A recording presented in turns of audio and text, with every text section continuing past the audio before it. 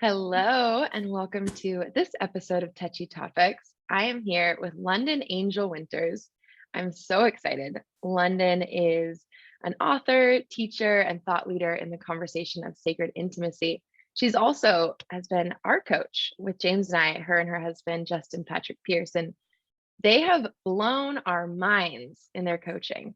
They are truly the embodiment of this work around sacred intimacy and polarity, and have been for 12 years. More than that now, yeah.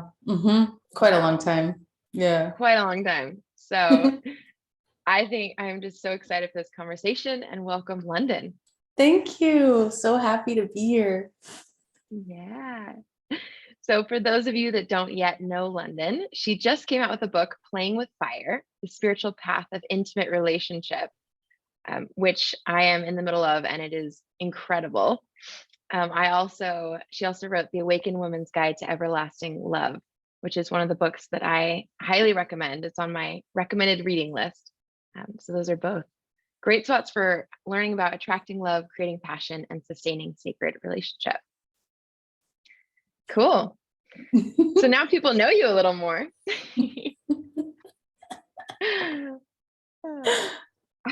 I would love to I actually don't know this about you, is how did you start in this work? Like, what was it that drew you here?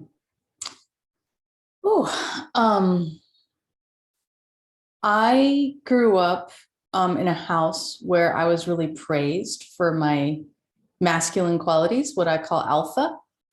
I got a lot of praise for that. I was the rock for everybody. I was super smart. I was the one that everybody could count on. You know, like my parents used to say, if you drop Londin from a 10-foot building, she'll hit the ground running. It was like, I was good. And I brought that into my career life, and I was really obsessed with manifesting, like all of the technologies around quantum, around, Abraham Hicks. I was so into it. I loved it. I was really good at manifesting, and I had just kind of had this Midas touch. Like I would change my career and then, just rock it. I would become a real estate tycoon. And next thing you know, I have like a fourplex and like a house with a granny flat that's like paid for by the renter. Like I just kind of did whatever the fuck I wanted all the time. And I was like, I had the Midas touch, and it was real joy for me, but there was something so missing. I was so lost and alone when it came to intimate relationship. And I had the opposite effect. It was like, whatever I tried, I even studied gender dynamics. I knew all about all that stuff. I took courses on communication. I was so eager to learn. I had this idea that if I just apply my manifesting self to a kick-ass intimate relationship, I could do it. And the thing is, I just couldn't. And it wasn't until I stumbled upon a sacred intimacy workshop randomly, like I truly believe it was put in my lap, like as a course changer, like one of those moments of synchronicity. I didn't even know what I was getting into. I signed up 24 hours before. I had 10 clients the next day that I rescheduled. Like it was like insane. And I even had to bring my dog to the weekend because I couldn't find a pet sitter. I made it all happen. I'm sitting in this room, and for the first time in my whole life, I realize that I don't know how to surrender. I know how to create. I know how to penetrate the world. I know how to like paint my colors all over the canvas of creation, but I did not know how to surrender. And what I later discovered was I really didn't know how to feel either. And so as a result, I was attracting, by the rules of polarity, I was attracting the worst kinds of lovers, like either so untrustworthy, so like liars, cheaters, deadbeats, like I just had like the worst experiences. And no matter, I was like earnestly trying. And when I learned the art of surrender, everything changed. Everything, even around my career, like all of the things I was up to, they weren't even in my heart. They were just games I was playing. The reason why I teach this work today is because not only did it absolutely completely change the trajectory of my life, like went from being hopelessly, crushingly unfulfilled to being like wildly, deliciously, like that alone. But also I could feel my heart and I could feel true sense of purpose. Wow. And I stopped doing all the crap that I really didn't even believe in. I was just playing games, Mm-hmm. And the games are fun. I don't want to diss games because games are great. And it was great for the time, but finding something with like real meaning where I'm not pretending to enjoy myself, but I'm actually like losing my mind, going to bliss so hard that I can't even tell you what happened in the last 3 hours. Having experiences like that came from surrender. And so I just didn't turn back. I didn't turn back. And I've been like literally eating, breathing, and teaching it ever since. I mean, I didn't start teaching right away, but I've made it my life. And I no regrets. Wow, that's such a good story. And it's funny, you and I have so much in common. It makes sense then why I'm so drawn to your work. My story is almost exactly the same, being very masculine, very achievement, like can make everything happen, but struggling with men, but more than anything, struggling to surrender or let go of control. Little like alpha control freak inside of me. Yeah, because I don't know about you, but when I learned all the gender dynamic stuff, I just kind of knew how to control men now, right? Like I knew how to like, you know what I mean? Like I got better with men, but I still wasn't fulfilled. I was like playing the game. I was pretending to be more demure than I really am. I was pretending not to have opinions about things that I have very strong opinions about. I was like, I was playing games just in a different way. Like before I was playing games with my career, now I'm playing games in love. But it was like I wasn't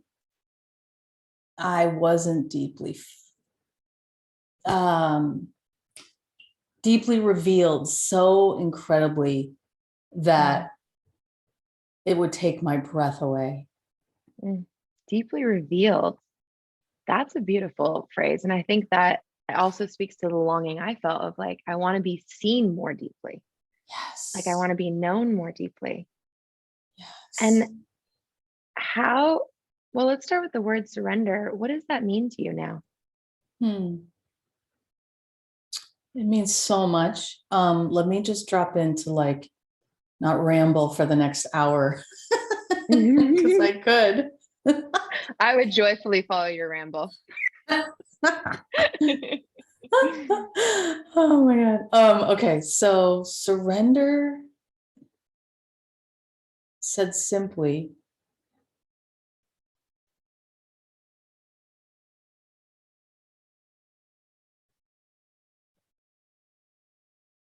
is being willing to not understand and go with things like, okay, wait, no, I'm not saying that well. So surrender to me is, you could say it's being out of control, but that just sounds like such a fool's journey. Like, why would you do that? And that's not the kind of surrender that I'm talking about. I'm talking about, for example, your heart kind of goes like, I'm a no, but your mind goes, this should be a yes. Surrender is listening to the heart over the mind, even though cognitively you can't understand why this could possibly be a no. Right. I started doing that in dating. Like I would sit in front of people and I would pay more attention to my heart and my yoni at the table not like giving it to him, but like, what are they saying? Are they blooming or are they contracting?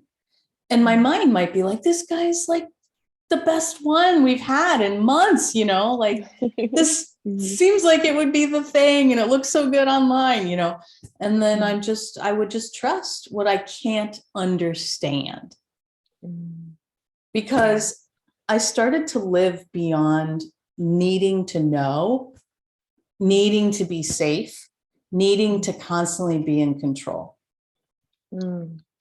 And there's this great spiritual teacher, an influencer of sacred sexuality in the West, who used to say, relax, nothing's under control. And surrender, as I would define it, is learning the beauty of that statement. It's learning how to trust that there's a bigger thing than your mind can even comprehend. It's like learning how to drop into the unseen, another good example of surrender that I teach all my women is most of us who pride ourselves on being good feelers, right? Like, I feel my feelings. Well, if you really track it, what you'll notice is you feel the feelings that you can understand. So like, I'm mad at my man. I have rightful anger. I'm going to be mad. Like before I wasn't allowed to get mad. Now I've rewilded it. I'm allowed to get mad. I'm going to get mad. But you're still in control because you know what you're feeling, right? You know why you're feeling it. You know what it's about. And you know that like, if you have like a solution to that feeling, which is like, show them my anger. We work it out. It's done. Surrender is when you can't understand what this feeling's about. It's so deep. It's so scary. It doesn't have a content to it. It's just this big, giant abyss of feeling. You're willing to go in and move that through your body, what I would call a quantumous animation in the book, right? Like being willing to have a full feeling breath, and whatever comes up, whether your mind can figure it out or not, you'll let your whole body ripple as that feeling. That's surrender. Wow. Because you don't know where it's going. You don't know when it ends. You don't have a solution. Those are the hardest feelings to feel. Those are the ones that unlock the yoni and the heart and have you crying for the divine. Wow. Right? Yes. That's such a great explanation. Yes. Yes. I can feel it as you're saying it. And I think about decisions I've made in my life and turning points. And the best, most beautiful ones of all come from that feeling of like, my mind has an idea, but it's my heart and my yoni that says something different, and following that.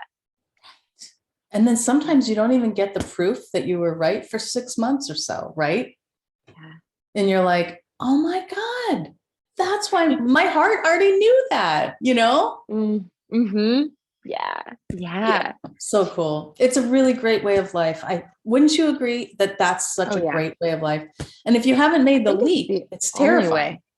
Yeah. Well, I don't want to say that to someone who hasn't made the leap, but once you do, it's kind of the only way, because otherwise you just run down the wrong road and like you're spinning your wheels and this is what happened to me is like, and when I was in the career path, I would like, oh, this is going to make me happy. I'm going to manifest X. And then I would kick ass and I would do it. And I wasn't happy, but everything I've ever manifested out of my heart, it's all been like magic carpet, like enjoyed the journey, enjoyed the destination, Wow. Yeah. True. I want to know. Oh, so true. So true. Yeah. When I think about those moments, each time I've taken a leap into listening to what my heart and my yoni says, like, moving to Bali or the choice of partner. I don't know if my mind would have necessarily chosen James, but my heart definitely did. My yoni did. And, quitting coaching. So all these little things, each time has been like, there's been a feeling to surrender to. And I love that you said surrender is listening to that, because I think often when people hear the word surrender, at least my clients, they think, oh, I need to surrender to a man, or I need to surrender to an authority or something like that. Can you speak to that a little? That's definitely not the kind of surrender I'm talking about. You do that, you'll surrender for like 3 weeks, and then you'll be like, screw this. This is like a dead end. This is a way of getting myself in a lot of trouble. I don't even think you should surrender to your man. Another great influencer in this work always says you're not surrendering to the man, you're surrendering to the consciousness that is or is not coming through him. Meaning when he's got a consciousness that your heart and yoni are saying yes to, and that takes something, because in that moment you're in full surrender. But if you're not willing to surrender, you could be holding last week against him. Like what you're doing now is amazing, but last week you tripped, and I'm not sure I'm going to give you my surrender again. So like, it's hard to do that. Like his consciousness is like, I would sexually worship this. You'll notice if you're not willing to surrender, the Rolodex comes with that moment of like, but there was this moment and that moment. Haven't you felt that before? Yeah. Surrender's Definitely. the decision to be in that moment and give it. But you know what else surrender is like, maybe you want to give it and the consciousness isn't there.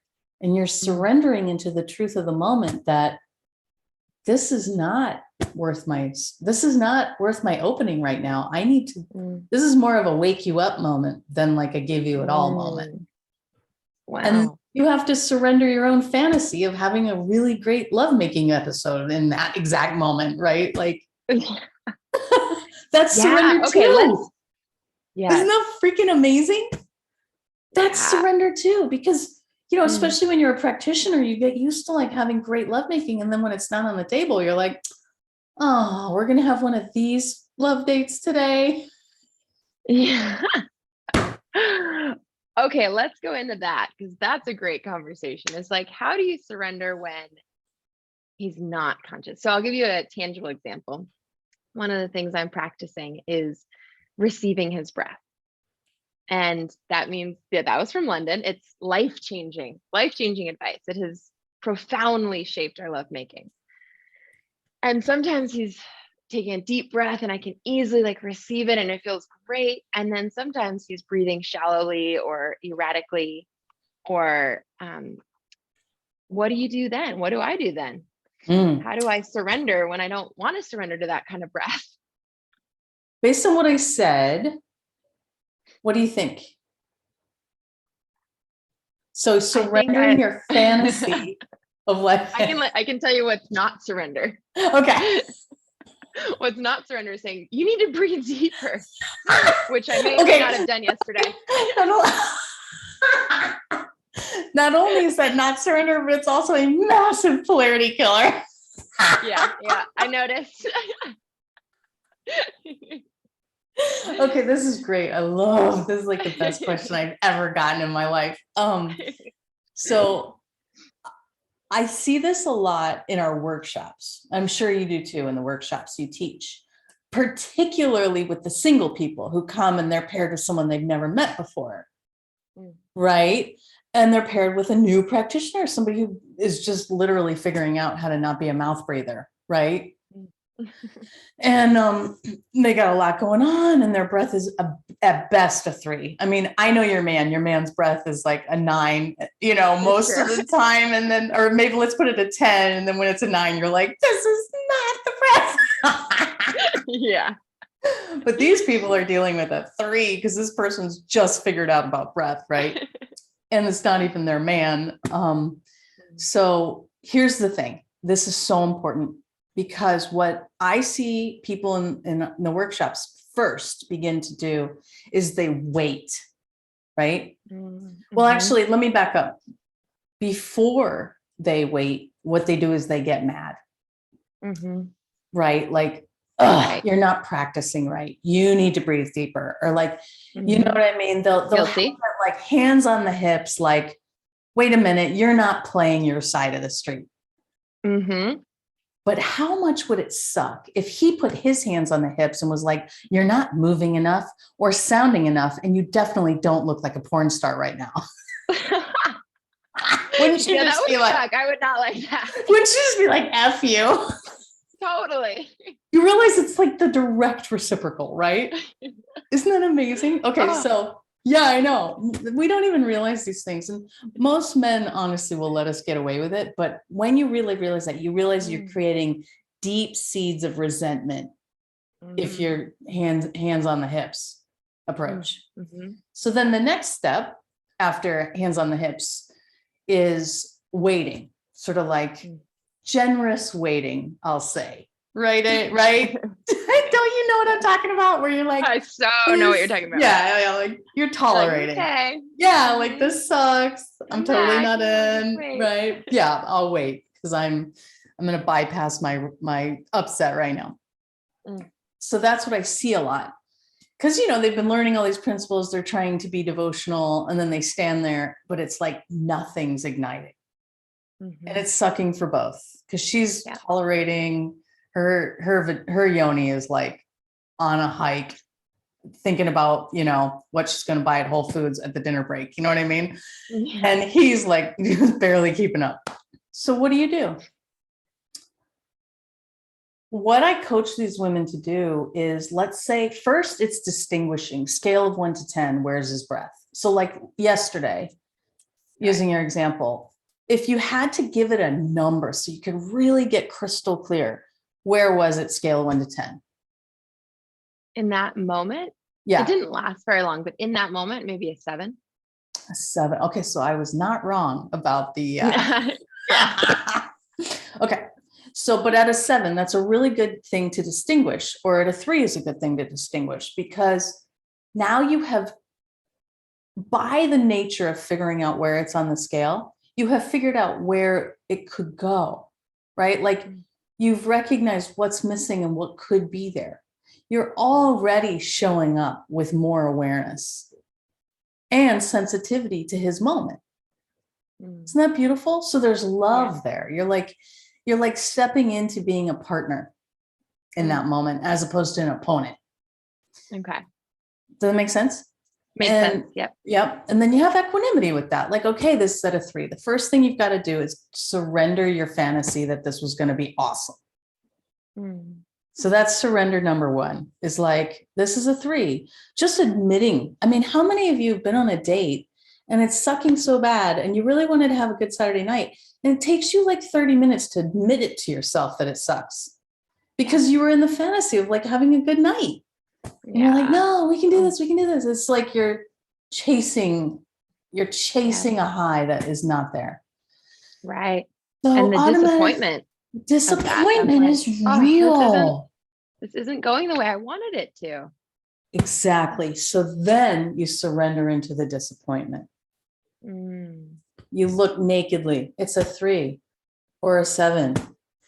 That's, I wish it was a 10. Let's be honest. I wish this was a 10. I wanted this to be a 10. I need this to be a 10. My daughter was up all night, with a fever. Yeah. I want a 10, Right. Totally. This is not a 10. Okay. So surrender number 1 is you surrender hostility. Then you're now a partner. Then you surrender self-delusion, like not being willing to admit what this is really like.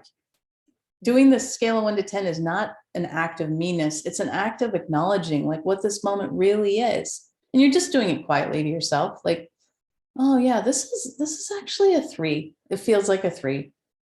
And then surrender into the disappointment. Like be okay with that. Equanimous, right? Like don't run away from the fact that you're disappointed. Then sorry. Is there we're just having an a earthquake, mosquito? I think. You are not. No, I think it's an earthquake in the middle of this. I know. Yeah, crazy. I'm in a room under the pool too, so wish me luck. Oh my God. Do you need to check on Lila? No, it's okay. It's just a little earthquake, and she's with James. Wow. Whoa. We get a lot of little earthquakes. Oh, you do? Oh, okay. Because I thought like something was like trying to bite you. It looked like you were like looking for like the mosquito that was like landing. Anyway, sorry. I tangent. Okay, I'm back here. I was a 3 for a minute. No, not at all. Okay. So coming back to where we were. So you're sitting in your disappointment. Mhm. And then what you do next is you begin receiving the 3. Mm. So you actually feel what that 3 breath feels like. It might make, now when you're doing the receptive breath, you're literally, his inhale is your inhale and his exhale is your exhale. Mm. And so what do you think it's going to feel like if it's at a 3? Tight and constricted, It's going to uncomfortable. Like, hurt. It's going to hurt. yeah, yeah. You show him that. Mm.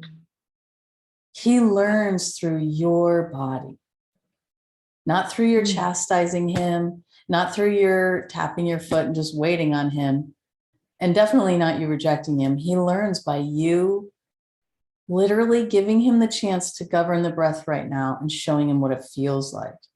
And I swear to you, Megan, in every workshop we ever do, when women start getting this, the men immediately start breathing better because Mm. they have a teammate, like somebody who's on their team, showing them what the moment really feels like. And it's like every part of them wants to like boot up and improve. Wow. Don't you Yeah, feel I that could way? see Like that. Oh, yeah. if you were with a girlfriend, right? And she suddenly Mhm. started showing you how, like, let's say you were a little self-obsessed that day and you were just talking all about yourself. And she just at one point was just like, ouch. Wouldn't it inspire you to like change? Totally. I'd be like, oh, what happened? What's the Ye- ouch? I want to know. Yeah, Help. that's how Yeah. men feel. That's how men feel. Yeah. So Wow. if you had Yeah. breathed at the 7, what would you have Mhm. done? Like if you could imagine it. I would have like done the tighter, shallower breath, And and then, my body would have tensed a little to do that. And yeah, become a little more rigid, I think. and then how would you have shown him? Because again, you're not just going with that. You're actually like feeling that that's not the moment. That's not what's Right. possible. How would you show him? Like, Ah, that.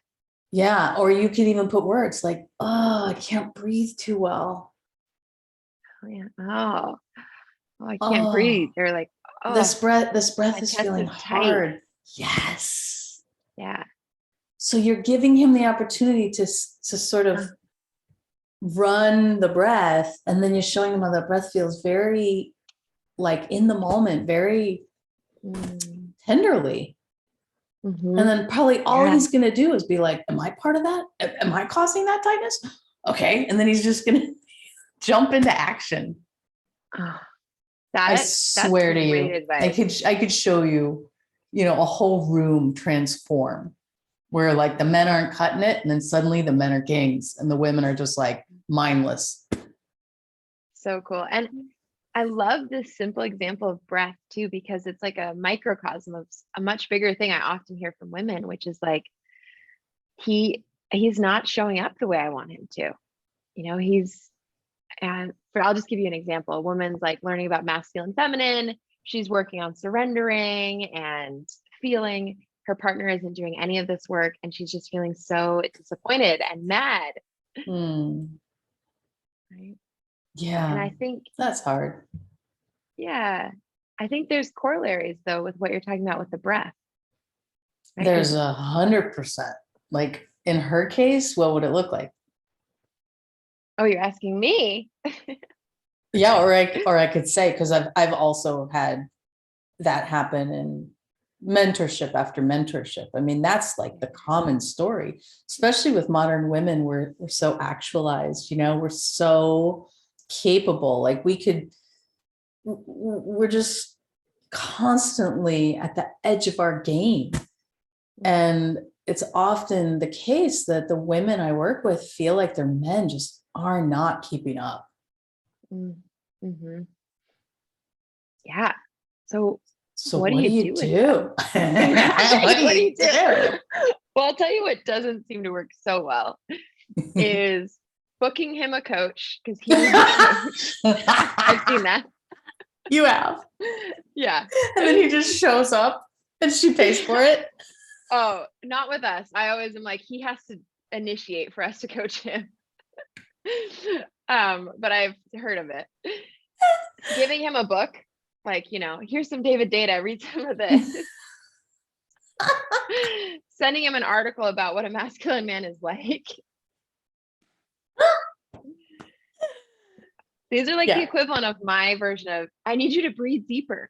Right. Yeah. Well, and also none of those were his idea, right? So he's not going to show up to that. Even if he reads the article, he's going to be like, this is an indictment of my masculinity, right?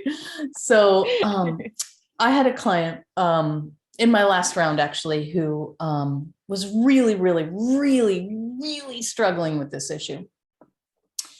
And I called her on it. I was like, because, I'd been working with her long enough. I heard enough stories. I could kind of see the picture. I wasn't working with him. I was just working with her.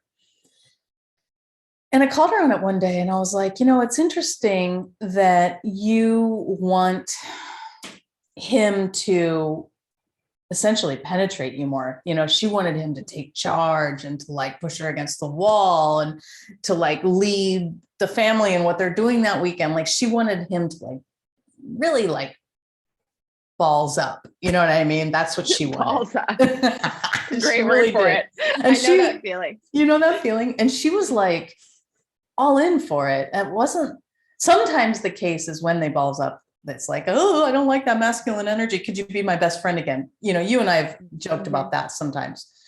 So sometimes it's a matter of like giving him mixed messages where you say like, I really want you to lead. And then you're like, I don't like the road you picked, Right. Right. Where I don't like your lead.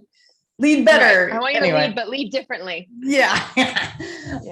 But in the case of more what you were originally asking about, which is, when it's just not, when it's just not there. I said to her, you don't currently receive the way he does penetrate you, because what he would do is he'd say like, hey, can I get those groceries for you? And she'd be like, no, I got it. And then he'd be like, hey, I thought of, we could go do this workout together. What do you think? I don't feel like doing that. She would just constantly, in all these little like death by a million cuts, all these little ways he was coming forward and like, penetrating her with his ideas, his leadership, his help, all of these things. She was so self-functioning that she would just be like, no, I don't need it. I don't need it. I got it. But then he wouldn't lead in the bedroom either. And I said to my client, I was like, listen, men are very efficient with their energy, like real efficient. And if they sort of test balloon and offer to help you with the groceries and you're like, no, thanks. Mental note they make to themselves that you don't want to be penetrated. You're happier when they don't penetrate. So she started making the change. He'd be like, hey, can I help with those groceries? She'd be like, oh, honey, oh my God, that's amazing. Thanks. And then she would happily sit on the couch and like bask in pleasure. And it was so hard for her because she was so used to just doing everything herself, Yeah. And then he would do like, he would like leave her a flower and she would just, be like, babe. And she started to discipline herself to whenever she had the complaint, he's not doing anything.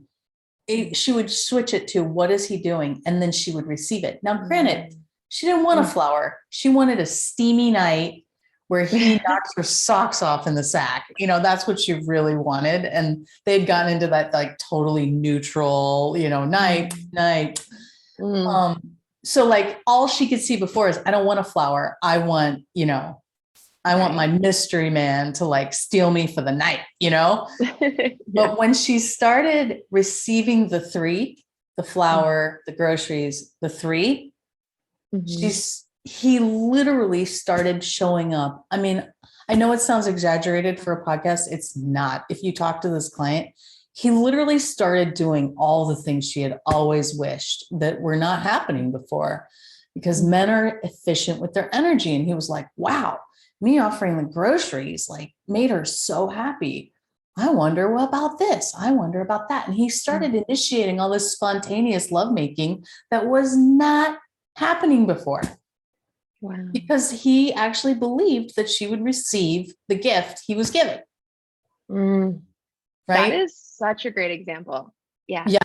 Yeah, it's Yes. amazing. And I love the way you coach her, because often that spot, the woman's like, he needs to lead differently. He needs to, ravish me more, be more on time, help more. And it's really hard for her to see what she's doing. And I think one of your gifts as a coach is like really nailing your clients on their patterns, but in a really loving, playful, and gentle way. Like there are sometimes you really nailed and like saw things in me I could not see.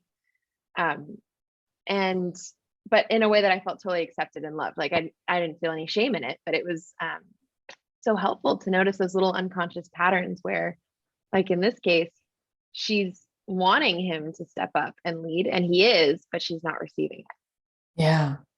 Yeah. And I think one of the reasons why it's so important, because when you're dealing in polarity killers are all over the place. Like if you said to him, I guarantee you, if you said to him, I want a steamy night, I want you to ravish me, you could pretty much count a calendar year before he does that. You know what I mean? Because you took all of the like gift out of it for him. It's just like he's got to just do what you told him to do, like a good little boy. Ah, interesting. And so that's why Okay. with my clients, I'm always like, okay, wait. Let's not do that. Because if you learn what polarity killers are and you learn to stop kind of driving into that pothole, the whole thing is usually going to happen like really, like I say, like polarity will naturally rise, you know? There's all these ways that you can just facilitate polarity naturally rising. But if you start begging, screaming, pleading, and criticizing for polarity, oh boy, you got some cleanup to do. Yeah. Yeah. Okay. That's a really powerful thing because it's almost like when people learn about polarity, they're like the gas pedal, like, I want more polarity, but they're also pushing the brakes of like killing polarity unconsciously. So they're not going anywhere. And they're like, more Precisely. gas, more gas. And what you're pointing to is like, you got to take your foot off the brake on this Yes. spot. Yes. So, what are some of these breaks? Like, what are Well, ways people are killing polarity? there's a chapter in our book, which you probably already got to because you told me what chapter you're on, called Anatomy of a Terrible Lover, right? Oh, yeah. And it is the 7 ways that we put the foot on the brakes. And it's for men and women. And when we were kind of like doing test reads, people would read that chapter and they would be like, and I don't know if you remember, but in the chapter, it's like things you don't even realize, you would have never in a million years thought of that have these huge impacts. And people would be like, I have to have the rest of the book. Like, because they would get like only like a couple of chapters. They'd be like, I need to have the rest of the book because it just occurred to me how I've been driving my partner away, So just FYI, I would never be able to name them all, but they're in the book and it's in the terrible lover area. And we don't mean, just to be clear, nobody's a terrible lover. It's like the behaviors you do are terrible, right? Right. Not yet skilled behavior. Not behavior. yet skilled behavior. Yeah. So I just want to be clear. We're not shaming anybody. We're not labeling, but we really are awakening people to the break. I love that you said that. And so what area would you like me to name? What area? Well, since I think a lot of the listeners are women, what do you think in particular ways that women kill polarity with their partner? Yeah, let's start there. Like intimacy, like just having a fun date and it feels sizzly, or like actual like hot and heavy, steamy lovemaking. Like where, okay, let's give me a moment. Give me a moment. Because like there's nothing as good as like a really hot date where sparks are flying and it doesn't even have to turn into sex. That's polarity. But then the polarity is also like, I forgot what my name was because he ravished me like and my toes split apart, like give me a moment. We'll talk about it. That's what's really fun. I love that. All right, let's start with the date. So the Okay. woman's going on a date. He's leading. And she wants to feel like playful and laughing and feel chemistry. But they go out to dinner and the conversation's kind of like about the kids and the work, and nobody's laughing and there's no fuck. Okay, brilliant. All right. Okay. So the number one way that she would kill polarity is expecting him to be fun and playful and laughing. Guilty. Right? All of us are. Because we're like, wait, I wanted this to be fun and playful and happy. So then what do? Right. We ask him like 10 questions that we think would lead to, what did you love about your day today? Yep. Also, God forbid we even say like what I say to my 4-year-old, like, what made you laugh today? Totally. What are you excited about? James, excitement is not my primary emotion. Totally. So kind of like, first of all, the number one thing that you would do in that moment that kills the polarity is you would transfer your attention onto him. You're playing the role of alpha consciousness, because consciousness transcends self and puts awareness on other. That is an alpha state of being. Omega, the divine feminine force, Omega puts attention on self, not as like, an act of self-obsession, but as a gift. Like, think of when you watch a woman take a sip of something and just go, like the whole world lights up, or if you watch a woman dance and she's really in her thing and she doesn't even know you're there, and you're just like, oh my God, like this is beauty. You're just like moving, silky, liquid beauty. Oh, beautiful. Right? So imagine that woman sitting at the table wanting a sexier night, and she starts grilling him with questions that lead to playful and fun and laughter. And he's like, kind of just looking at her cross-eyed, like, I don't even know what you're saying right now. And what do you want from me? Like, I just came from a really long day where all people want, everybody was just asking for things from me. Now you're asking for me to be in a different mood. Is that what we're doing? What do you want exactly? And is there upset at the end of this line of questioning if I don't behave properly? Yes. Whereas like, if you wanted to preserve polarity and you were like, I really want this to be fun and playful, you're like, okay, take a deep breath into your heart and your yoni. Just be like, that sounds fun and playful to me. Teasing him, is that really the outfit you wore to work today? And he'd be like, yeah, what's wrong with it? I don't know. Like already, like, can you feel the sparks? Yes. Doesn't this sound way more like a first date? Totally. Doesn't that sound like it sounds way more fun? Way more fun. It doesn't sound like every movie when they fall in love, she like ribs him about something and he's like, what do you mean? Right? Yeah. Like, you're in polarity. Like what you see in movies is they create that perfect moment of, you're interesting, so are you. And I talk to you about this a lot. It comes from difference. This is the big piece here. Is the first example when she's grilling him with questions, trying to get fun and happy out of him. She's trying to create same. Like, I want to be fun and happy, so you get fun and happy, and then we're both fun and happy. In the second one, she's working with the concept of difference, which is the basis of polarity. Opposites attract. So she's like, another example. She's like over there like, wow, are you a stick in the mud? And I'm going to play with that. Makes sense? Yeah, makes sense. Just to give you an example, like Justin is so much like your man. He doesn't do, they have so much in common. He doesn't do like bubbly, giggly. Sometimes he does with Ava, and I'm always like, oh my God, I can't believe that. Talk about an earthquake, my 4-year-old can bring out a goofiness that I've never seen before. But most of the time that guy is like so I don't know, he's just Justin, you know? And so I call him my grumpy grandpa. So if I was sitting at the table, I just feel like, yo, grumpy grandpa, what's up with you? See how I'm like playing with difference? I'm not pretending like he's not being like that, but I'm not begging him to be sane. Right. Or trying to change him. Is what I'm or hearing definitely too. not. Yeah, definitely. Yeah. Yeah. But And it's almost like yeah. you're keeping your focus more on your enjoyment. Like, what does your yoni want? What is fun for Precisely. you? And offering it versus trying to get them to bring you fun. And that primarily is because if I put my attention over there, I'm an alpha and he's already an alpha. You know, you and I both have like hardcore alpha dudes, right?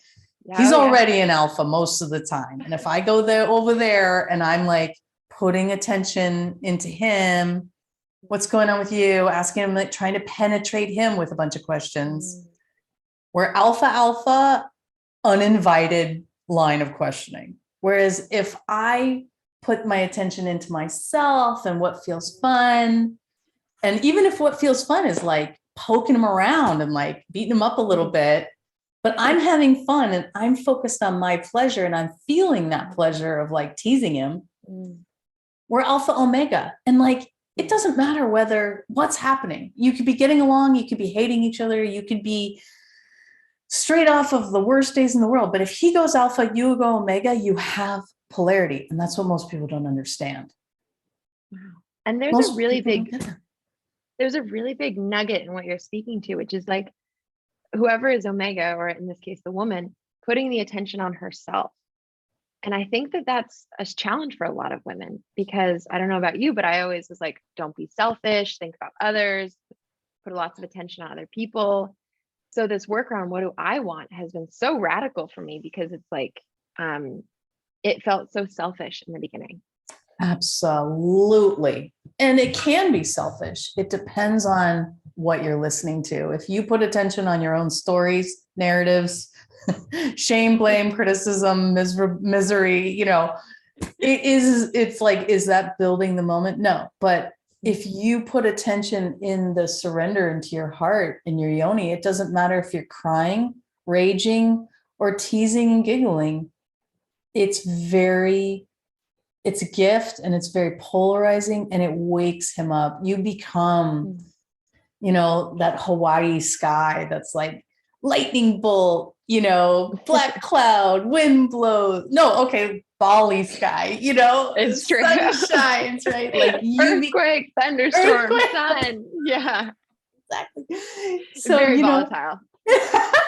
But that's it, because you become this like living gift of the beauty of life, whereas he's sitting over there as the living gift of eternal, like beyond life, like no timeline. You're like the timeline. Hey, love is here. It's right now. This moment is everything. And he's like, there is no moment. I'm in the container that holds all moments. Well, you know, Justin will always say to me, Londin, I love you well beyond our death and way before our life. No. It's so alpha, right? It's so not based in time, space, reality. It's consciousness. There is no self. And I see this in James too. Like, Justin's not a miserable person. He's just really not that identified with self. So, you know, if you're in self, you're like, you know, you're all about like responding to the moment. If you're in timelessness, you are the container for the moment. And when you start to recognize these things in your man, you can actually love them and feel attracted to them rather than try and recruit him into being sane. Right. Okay, cool. So let's take this. I know I just got a little esoteric there. No, it's great. I think it's really useful, but I'm coming back to this woman on the date, right? So she's herself. She's like being, you know, quote selfish, but really just like asking her yoni what would be fun, what would be playful. And then at some point she's like, I really want to nourish him in some way. What is a man who's really in his alpha need from a woman?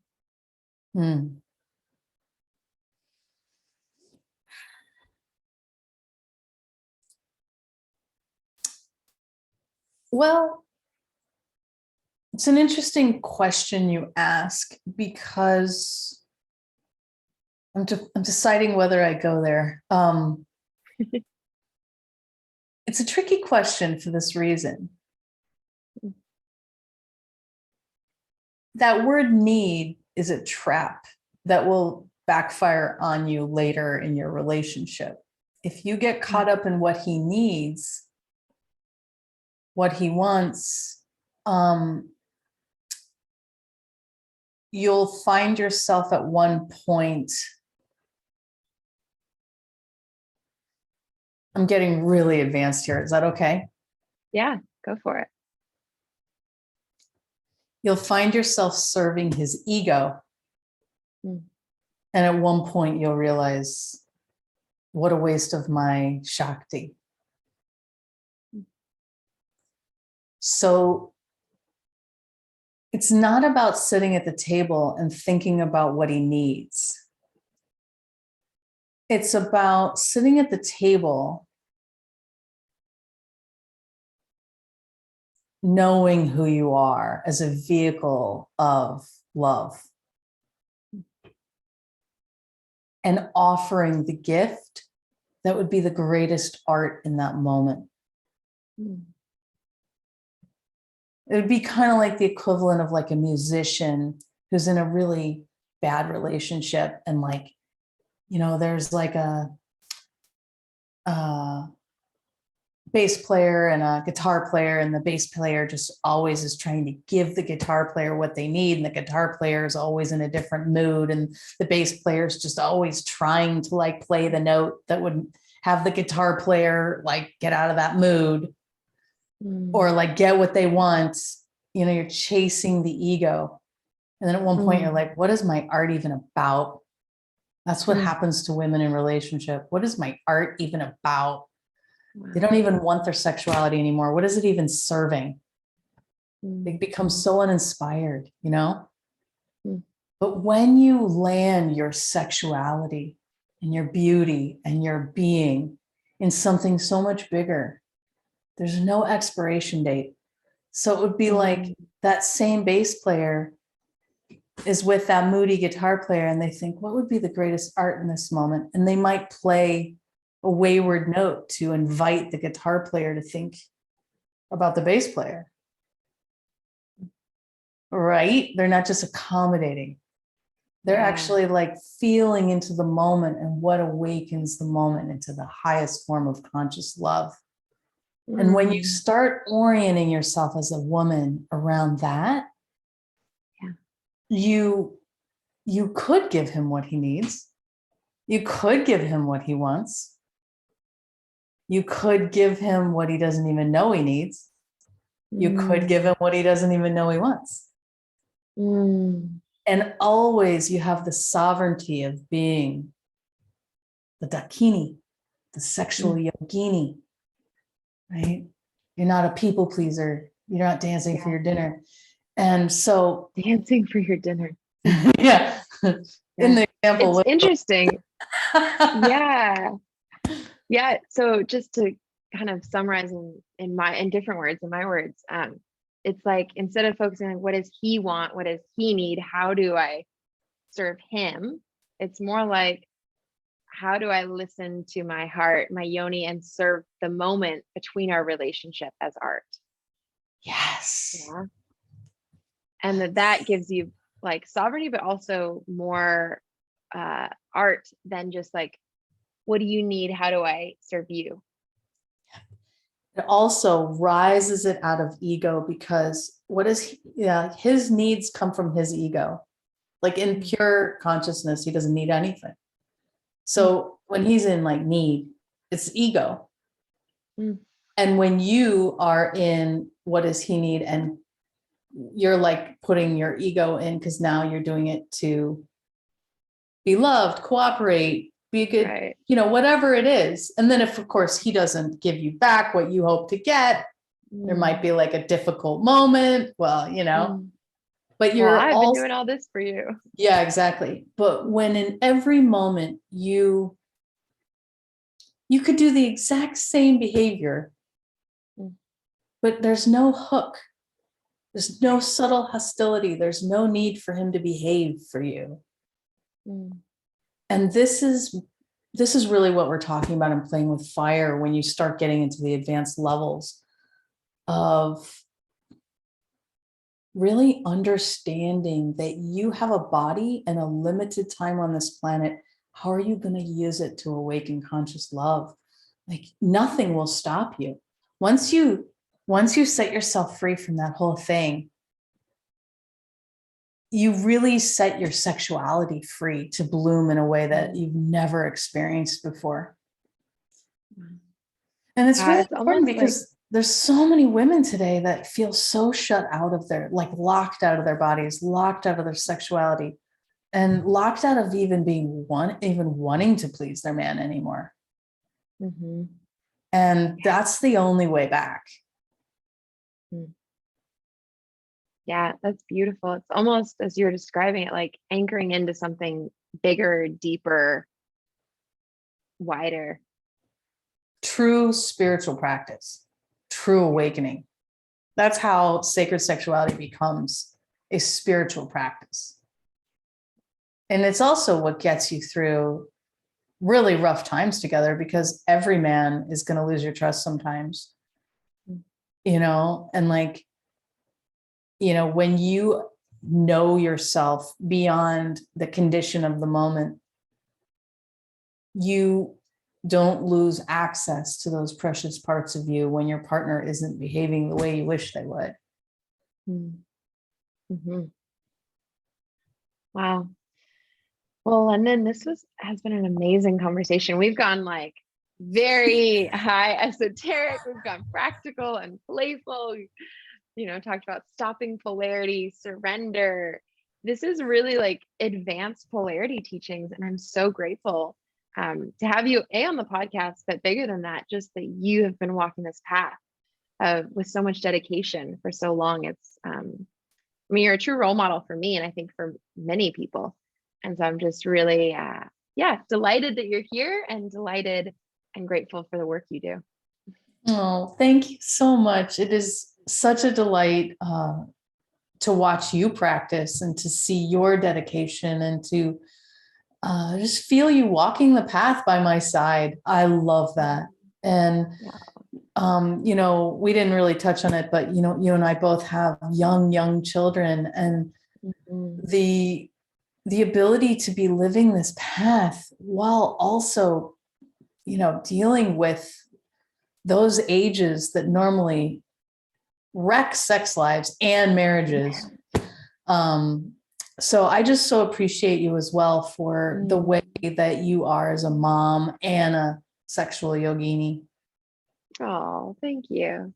I really mean it. That's really touching. And I'd love to do a podcast on motherhood and sacred intimacy, and how we juggle both. I think that'd be great. I think that would really serve a lot of people. So too. Help. Right. I want to talk about advanced polarity. How to baby. Yeah, totally. Yeah. Awesome. Well, I like to end the episodes by leaving the listeners with a question. So what question would you want to leave anyone listening? Well, it's the question I have on my website, because I think it's the most important question, which is, if you close your eyes, you put your hand on your heart and really take a breath with this moment. And I want you to ask yourself, how did I love before I knew hurt?